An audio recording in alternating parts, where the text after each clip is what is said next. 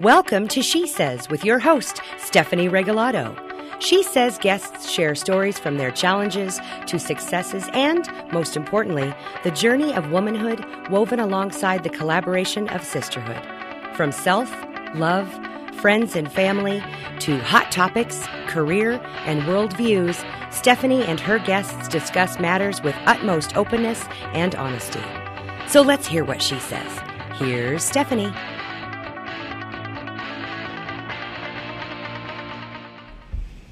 Hello, welcome to She Says. I'm Stephanie Regalado, your host, excited to be wearing a dress and with one of the co-founders of the Wear a Dress a Day in May, Missy Majnarich. Welcome. Thank you.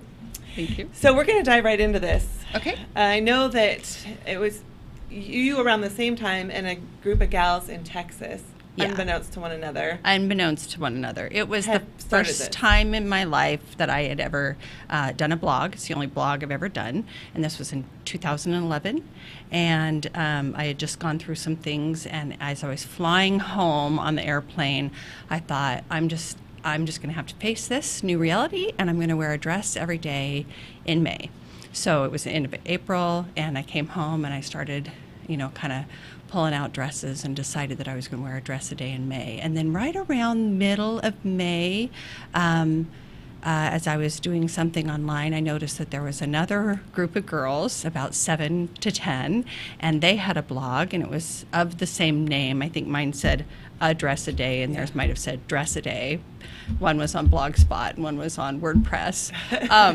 But quickly joined the girls, sent off an email, and threw up my bio, and I finished my blog for those 31 days. But after that, we've just joined forces. So we've done nothing but talk about Dress a Day in May now, and we're in our 8th year. That's incredible. And now it has an international reach. Yes. And so what's so funny is to think in 8 years how much has changed social media wise, because we didn't have Facebook groups, so we moved from blog to Facebook grouping. Yeah. We were able to, add a hashtag because Instagram, was kind of just taking off. And so now we have an Instagram presence and a Twitter presence, I believe, although I don't have Twitter. And then the group, and I just looked, and there was 176 members, and we have a gal I know in Canada, and I'm sure there's more, and a gal in United Kingdom, and we've had gals travel, to various areas, and they are wearing a dress a day in May as well. And they're blogging along their adventures. And yes, hashtagging, blogging, or just throwing. And what's also fun is some gals are part of the group, but they just don't necessarily want to share a photo all day.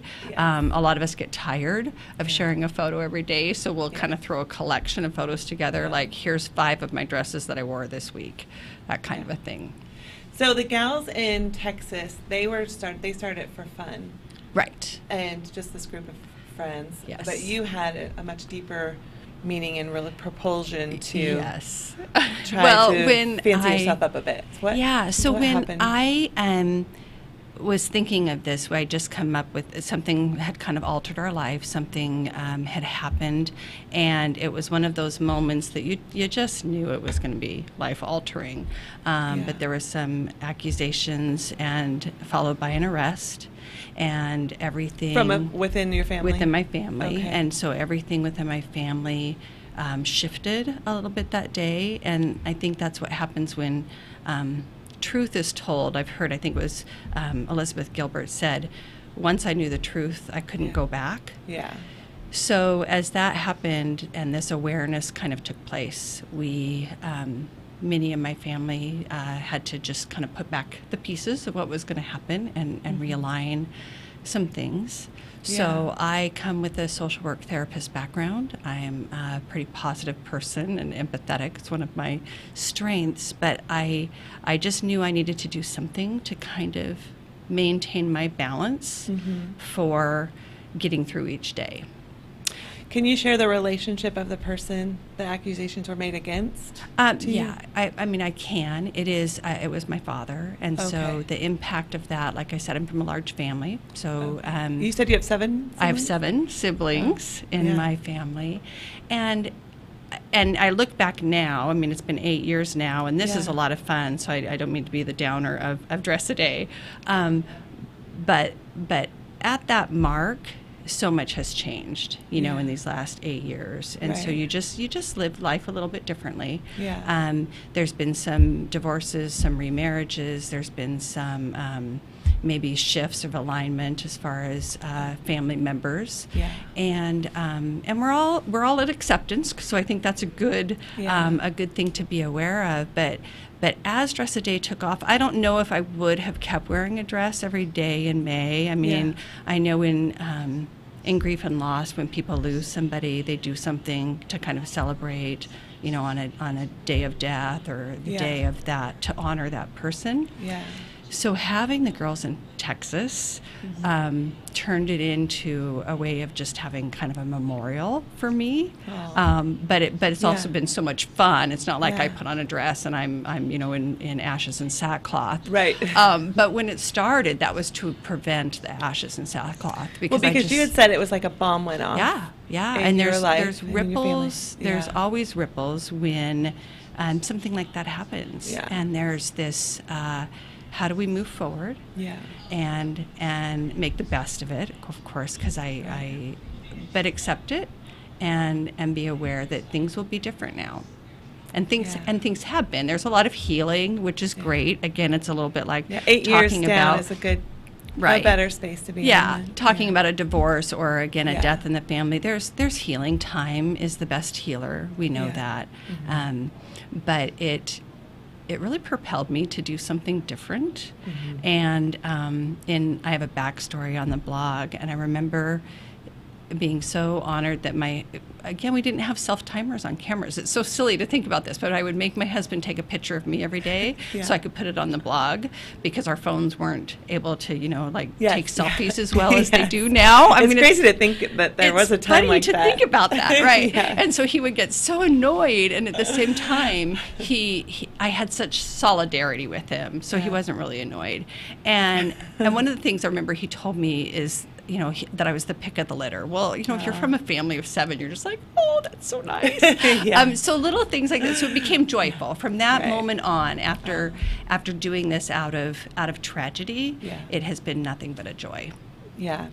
Well, and you had said something earlier, or I had read something where you were talking about grief and how we face grief and just needing to take action and the bravery that it takes and how that helps propel you forward.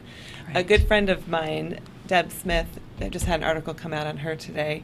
Her son committed suicide a couple of years ago, and that's one of the things that she had talked about. She was so grateful that she had work to go to, because she didn't know otherwise what she would have done with herself and her time, because you do kind of want to curl up sometimes, and it's hard to get out of that space. It feels hard. So muddy. Well, and when you want to fall apart, it takes a lot of grit sometimes. And it's okay to fall. I think everyone absolutely needs to fall. I agree. Turn into a puddle for a bit. Yeah. But there's that moment where you realize, whoosh, the world is still moving on so swiftly. And did you have children? I do. I was kind of at the beginning junctures of empty nesting. So I think my kids have been in college since 11 and graduated since then. So now they're adults. Yeah, but there's this thing also when you're a mom, too, that you feel that it isn't just about us anymore. I mean, for fathers as well, I can only speak because I'm a mom, and that's why I speak from that point of view. But where I realize when I've gone through hard times as a mom, there was this greater compulsion to stand up. Yes. You just have to tell yourself those little baby steps. Yes. And part of yours was put on a dress. Right, put on a dress. So wearing a dress must have made you feel good in your life. Can you say that again? Wearing a dress must have made you feel good about yourself throughout time in your life.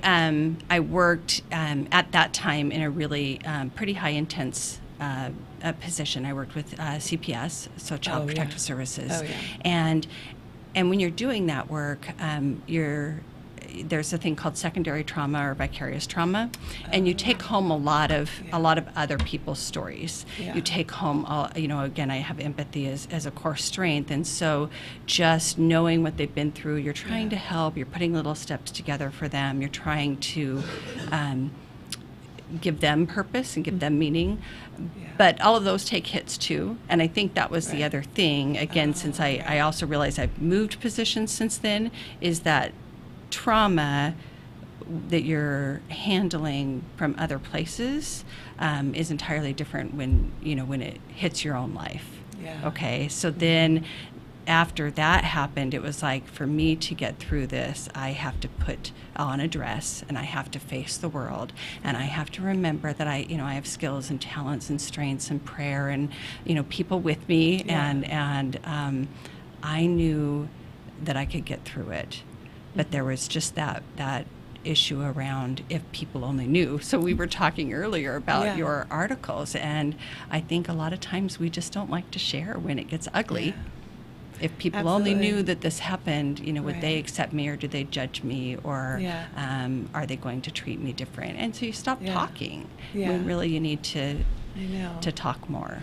Well, and that's what in the past I've spoken with guests about, that element of shame that sneaks up in all of us, and that really just shuts us down, and it causes divisions between us without us really knowing. Right.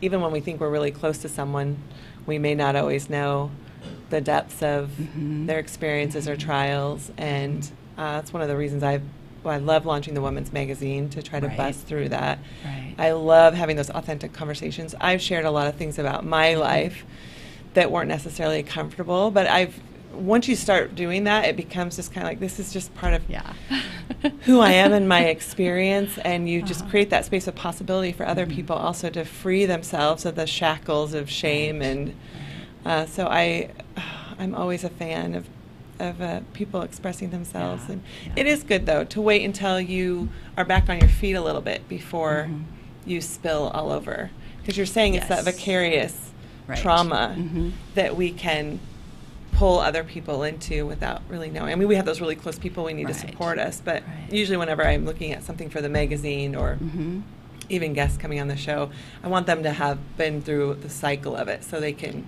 we can all ride through that together, but always come back up on top. Right. Well, and it talks, anything you read about that talks about the importance of self-care. Yes. So it was simply just a way to do good self-care, and then it just turned into this huge blessing. Yeah. So I just was doing self-care. Like, how do I take care of myself? Yeah. And how do I get through each day by remembering that I'll be okay, or will be okay. Exactly. We have to take a quick break. Okay. And when we get back, we're going to start off, who knows, things will change probably in the break with me. But I'd love to start off with that self-care and how do you find those first steps out of tragedy. We will be right back after about a minute or so. For the Inland Northwest's most comprehensive sports report, think outside the porch with Spokesman.com. For just 99 cents for the first month, you'll enjoy unlimited digital access to the news and sports news that affect you most. From EWU to WSU, from Northwest Preps all the way to the Seahawks, we're the local authority that makes sports in the Inland Northwest different than the rest, better than the rest. On your phone, on your desktop, and on your tablet. Subscribe to the digital experience with Spokesman.com. See you tomorrow night, and thanks again for taking care of the painting. I got this. Bye.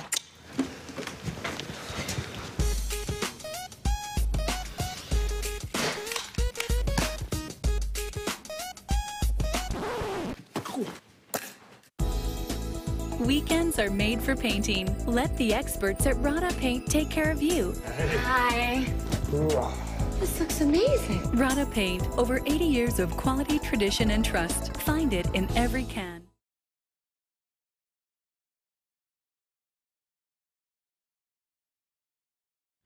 Welcome back to She Says. I'm Stephanie Regalado, your host. I have Missy Majnarich with me today. We're talking about the A Dress a Day in May movement that has international scope. That's pretty cool. It started 8 years ago after a bomb went off in your life and you found a way to recover. So I'd love to bring us back down or back to that moment. Not necessarily your bomb, but anyone's bomb. You work in grief or you work with families or have in your past. I have a clinical license, and so I do a lot of therapy, and I work right now with ESD 101, and I do prevention in the schools. Good. That's so important. So it's amazing that we have mental health prevention in the schools. Do you know Mary Shower?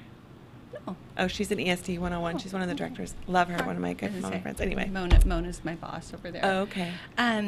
So I do this a lot with people too. Again, there's a lot of trauma-focused care that you're working with kids, and to help them come up with just pick one thing that you can do that either speaks to your soul or it's an interest of yours. And so for a lot of, I work at a middle school and an elementary school, for a lot of them it's art or it's music. And we talk about how soothing music can be or how soothing art can be. And you can have a lot of stuff that, again, kids don't have any control over taking place in their family lives, right? Yeah. But if they can do something, again, that's meaningful to them and fulfills them, it gives them the power kind of to make it to the end of the day. Yeah. Okay. Of course, if you're doing this type of care, you try to give choices and you try to give them some sort of control. But that's hard too, because a lot of times they don't. They don't have control over what's going on. But what do they like? And what do they need? So in vicarious trauma or secondary trauma in the workplace, it's encouraging the workers to go outside, go take a walk. Same thing, listen to your favorite song. Spend a little time finding something that's comforting to you, and that can be, a bubble bath at the end of the day, a glass of wine for some. Of course, we have to just keep it at one, because then you get into other problems if there's too much of self-medicating because your work is so hard. But most of the people I work with are a lot like me, which means that we are constantly taking care of the needs of others, and it is really hard to stop and think, what do I need?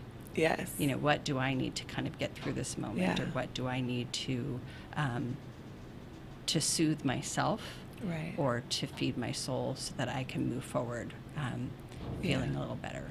Well, and that was a quote or a saying that I once read about, we think that we are giving to everyone around us all the times, and moms and women tend to do this as well, and that there's a little self-sacrifice and there's some honor in that. But the quote that I read was, you aren't giving the best or taking care of everyone around you as well as you could if you're not taking care of yourself first. And that was a huge shift for me. Like, wow, that's... If the well is empty and your reservoir is low, you are not able to give anymore to anybody else. And that's what happens is we wait till our reservoir is low, or we've splashed out so much that there's nothing left. There's that children's book about filling your bucket, things that are dripping from your bucket or dropping into your bucket. And it's a simple concept, but it really matters, again, if we're affirming others and taking care of ourselves, or if our buckets are empty, we're not helping. Yeah, I love that self-care is not a luxury. It's a necessity. And I love that shift. Well, I'm curious too about people who are in the lines of seeing trauma, or being, whether it's like first responders and even police officers, and you'll often hear things come out like you don't know what they go through, and how that kind of then manifests into personal relationships and lives. What is the answer for that?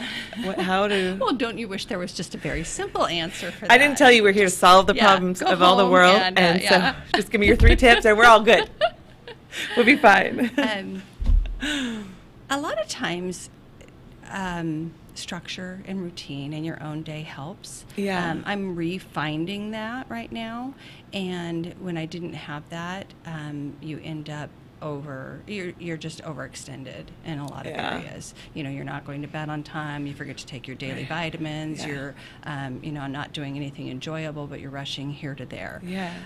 So structure, routine, and because, like you just said, you have to make it a priority. So do I put in my hour of exercise and make that the priority, or do other people take that hour from me because I think meeting their needs is more important than meeting my own? And that feels selfish to someone who does, care of others. But it's not selfish. It's the healthiest thing you can do. Absolutely.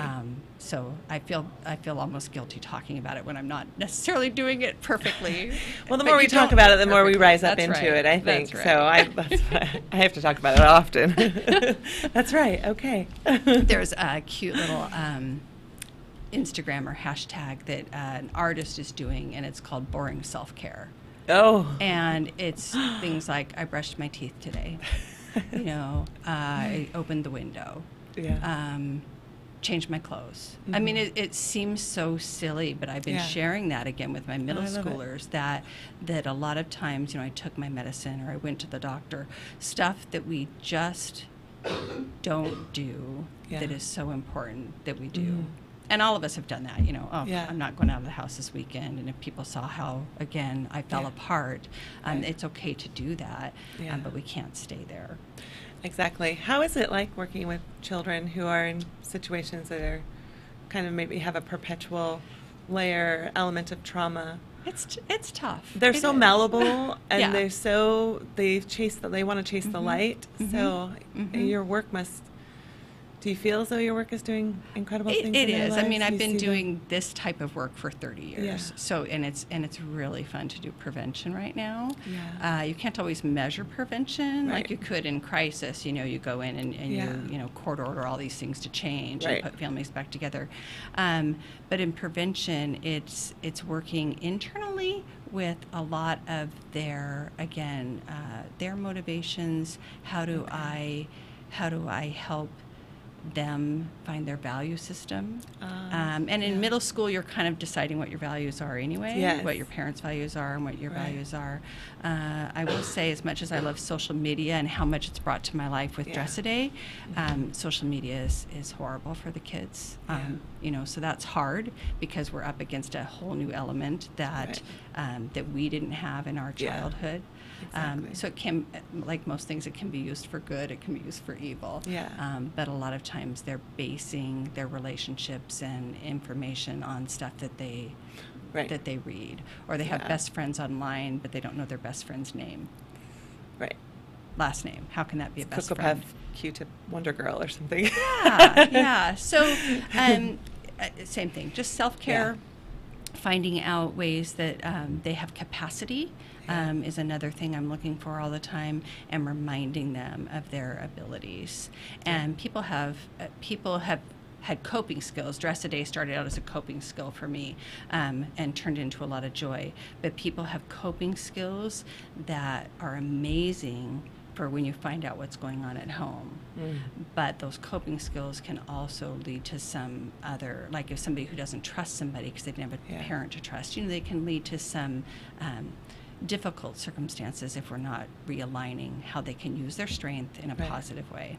Right. Probably also having them understand that they are one single human with their own intrinsic worth and power. Right. Because often I know kids are so attached to their family and what that means about them in any situation that it's hard for them to see something different for themselves than what they're... Yeah, it is. The greenhouse or the incubator that they've been in.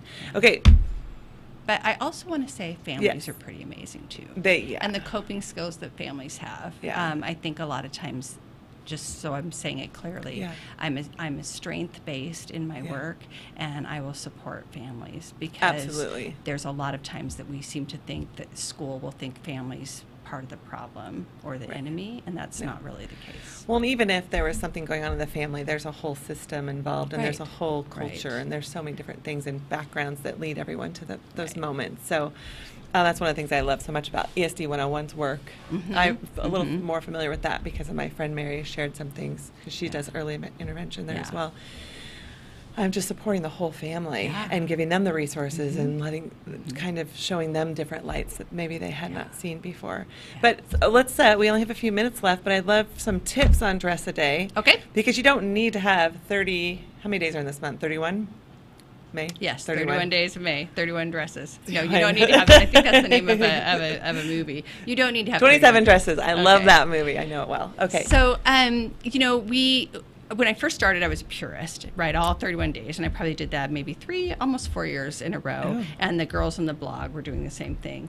And then we realized, we made this up. Why are we being so restrictive and legalistic in our rules? Like, this is silly. If you want to put on a pair of shorts and go run a race, you don't have to wear a skirt, right? So we've all shifted in the last 5 years around, more often than not, when you can, taking taking skirts and maybe even wearing the same skirt, but you're just doing different things with your top around it. Yeah. Dresses, I tend to you feel prettier when you wear a dress. Yes. So there's a femininity about it.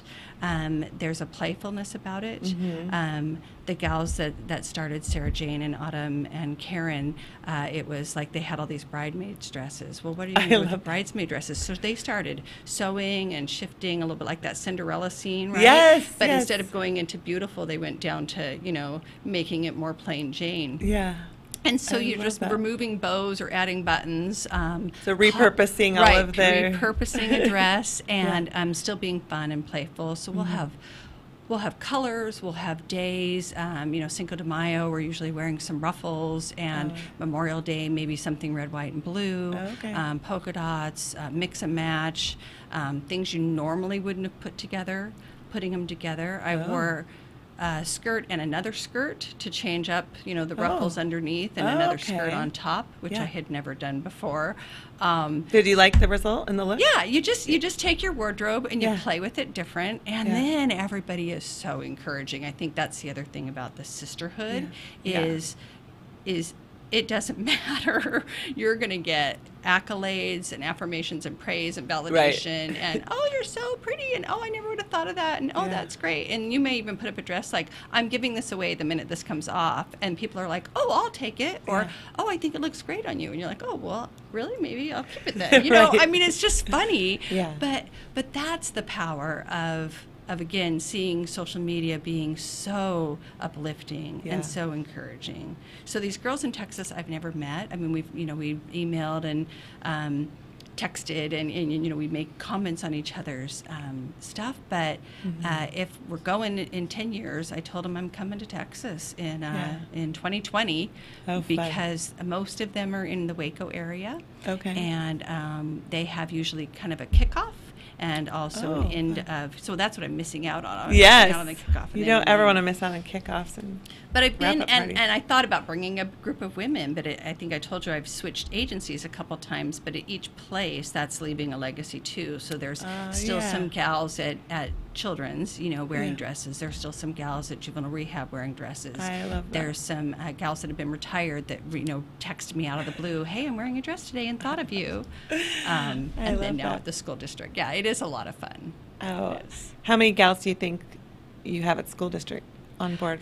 Not so many at ESD 101 because I'm based out in the school, but at the Cheney district, there's a lot of moms that know that it's dress a day time. Yeah. And even if you just wore one, again, and even there's one gal I know here locally who usually wears a dress more than just every day of May, very rarely posts. Or a picture, but at the same time she's always liking our posts, or she's part of this group, and I just think that's so fun to see that somebody just belongs to Dress a Day in May, even though they belong in a different way. How do people become a part of it? Or you're part of your page, your group? It's a group, so I guess groups work better than pages now because Facebook changed the way it did things. But a group is open, it's public, so you can just ask to be a member or push like and follow and start posting and join us because it's a lot of fun. Yeah, I love that. And it's not too late. No. It's only May 3rd, like you said, and it doesn't even have to be every day. But I love the whole notion of, because everything's blossoming and it's just so beautiful outside, and fortunately, we're back into the 70s. Yes. And it's you just feel like it's an awakening. Right. So to be able to pull out some dresses and throw them on is a fun way to celebrate and honor spring and femininity and sisterhood. Right. So thank you so much for being here today and sharing this and for really creating something beautiful out of a very hard time in your life. And thank you for sharing all that. Thank you for tuning into She Says. We will see you next week, Thursday at noon again, live recording, but always online somewhere. And we will have, I do know my guest, Carissa with, I think, Spokane Parks Department, and they're doing some magnificent things for kids in our area this summer, supporting them in different ways throughout the city. I'm excited to learn more about that. So thanks again for tuning in, and I'll see you next time. She Says is produced in Spokane, Washington by SpokaneTalksOnline.com, which is solely responsible for its content.